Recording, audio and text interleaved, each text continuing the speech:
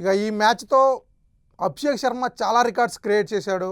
IPL హిస్టరీలోనే top 3 score తంది. And అలాగే అటు Virat Kohli international and IPL centuries కలిపితే విరాట్ కోహ్లీ టాప్లో ఉన్నాడు ఇండియన్స్లో 9 సెంచరీస్తో.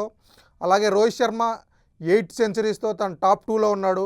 ఇప్పుడు అభిషేక్ శర్మ రోహిత్ శర్మని దాటి విరాట్ కోహ్లీ రికార్డు ఈక్వల్ చేశారు. ఇప్పుడు విరాట్ కోహ్లీ అండ్ అభిషేక్ శర్మ 9 సెంచరీస్తో టాప్లో ఉన్నారు. జస్ట్ 47 బాల్స్కి 100 కొట్టాడు. ఆ తర్వాత ఇంకా చాలాసేపు ఓవర్స్ ఉన్నాయి. ఖచ్చితంగా Abhishek Sharma Chris Gayle record break చేస్తాడేమో అనుకున్నాం, 175 రికార్డు. కానీ ఆ తర్వాత క్లాసన్ వచ్చాడు. ఎక్కువ క్లాసన్కి స్ట్రైక్ ఇవ్వడంతో తను తగ్గాడు కొంచెం. ఇక ఈ మ్యాచ్లో చూసుకుంటే అటు క్లాసన్ కూడా చాలా బాగా ఆడాడు. ఫినిషింగ్ ఇద్దరు అభిషేక్ శర్మ అవ్వచ్చు, క్లాసన్ ఇద్దరు ఆరెంజ్ క్యాప్ రేస్లో టాప్ 1లో టాప్ 2లో ఉన్నారు ఇద్దరు. ఇక అటు బౌలింగ్ చూసుకుంటే ఢిల్లీ ట్రిపుల్ ఆఫ్ అయింది.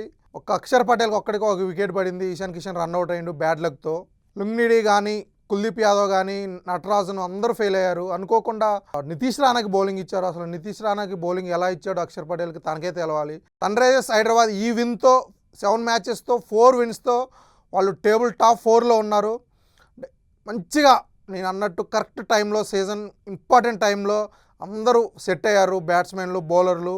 సో ఇప్పుడు ప్యాట్ కమిన్స్ వచ్చినా రాకపోయినా బౌలింగ్ అయితే చాలా అద్భుతంగా ఉంది. అండ్ ఇషాన్ కిషన్ కూడా కెప్టెన్ సూపర్ చేస్తున్నాడు. తన కెప్టెన్సీ కోసం అటు కీపింగ్ను కూడా వదులుకొని తను బౌలర్స్ పక్క నుండి ప్రతి బాల్కి బౌలర్తో మాట్లాడి అద్భుతంగా తను కెప్టెన్సీ చేస్తున్నాడు. కరెక్ట్ టీంలో అంతా సూపర్గా సెట్ అయ్యారు.